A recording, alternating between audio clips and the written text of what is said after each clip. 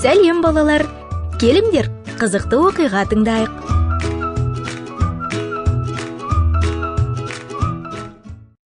Олар келе жатыр. Бір әйел нан пісіріп жатқанда терезеден мәсіхшілерді қудалаушылардың келе жатқанын көреді. Олар барлық үйлерге кіріп, киелі кітап пен ән кітаптарын тартып алып, оларды өртеген. Ашыңдар! Дереу ашыңдар! Әйел не істерін білмеді. Ол өзінің қымбат киелі кітабын алып, оны қамырға салып, пештің ішіне қойды. Содан кейін ол қорыққаннан дірілдеп, есікті ашты. Ер адамдар үйге кіріп, әйелдің барлық заттарын ақтарып, шкафтар мен жәшіктерді аша бастады. Олар бүкіл үйді аударып, ештеңе таппады. Ер адамдар қатты ұрысып, есікті тарс жауып, үйден шығып кетті. Айналада бәрі тынышталған кезде, әйел пештен пісірілген нанды суырып алды. Оның ішінде еш жері зақымданбаған киелі кітабы болды. Ол киелі кітапты үйде ұстауға тыйым салатын елде тұрған. Әйел Құдайға мойынсұнып жүрді және адамдардан қорықпады.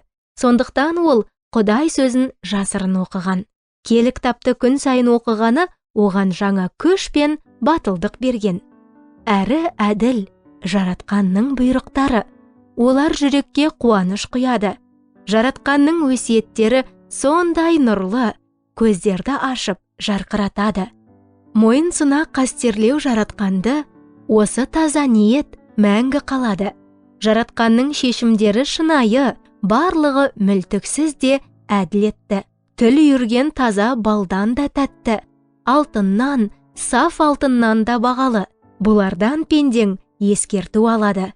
Бәрін ұстанғанды зор сый тосады. Балалар, сендерде киелі кітап бар ма? Ол сөреде шаң басып жатпасын.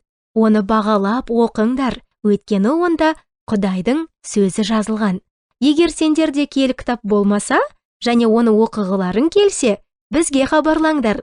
Мүмкін киелі кітап сендер үшін де ең қымбат кітап болады.